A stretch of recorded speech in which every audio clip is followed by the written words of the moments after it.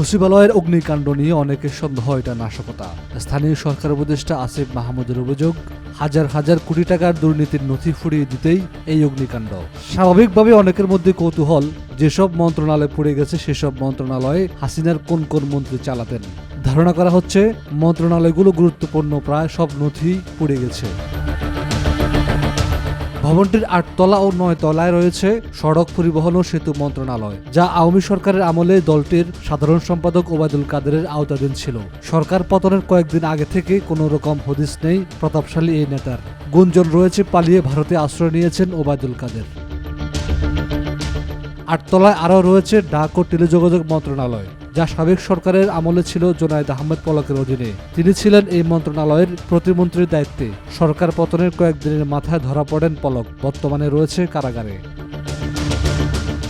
স্থানীয় সরকার ও পল্লী উন্নয়ন ও সমবায় মন্ত্রণালয় ছিল ভবনটির ৭ তলা জুড়ে ও ৮ তলায় কিছু অংশে। আওয়ামী সরকারের আমলে এই মন্ত্রণালয়ের দায়িত্বে ছিলেন মোহাম্মদ তাজুল ইসলাম।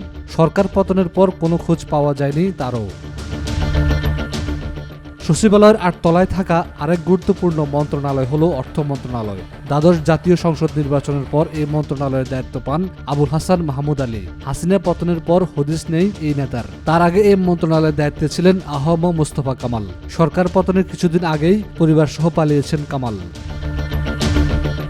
৬ তলায় রয়েছে যুব ও ক্রীড়া মন্ত্রণালয়, যা ছিল নাজবুল হাসান পাপনের অধীনে। তবে কোথায় আছেন সাবেক বিসিসি সভাপতি তা জানা নেই কারো। ৫ তলা ও ৬ তলায় আরও রয়েছে শ্রম ও কর্মসংস্থান মন্ত্রণালয়। এই মন্ত্রণালয়ের প্রতিমন্ত্রী ছিলেন নজরুল ইসলাম চৌধুরী।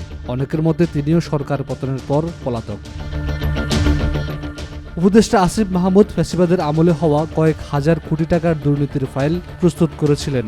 কয়েকদিনের মধ্যে এটা নিয়ে তিনি প্রেস ব্রিফিং করার প্রস্তুতি নিচ্ছিলেন বলে জানা যায়। এর মধ্যে ঘটল এই ঘটনা। নিউজ ডেস্ক, আজকাল।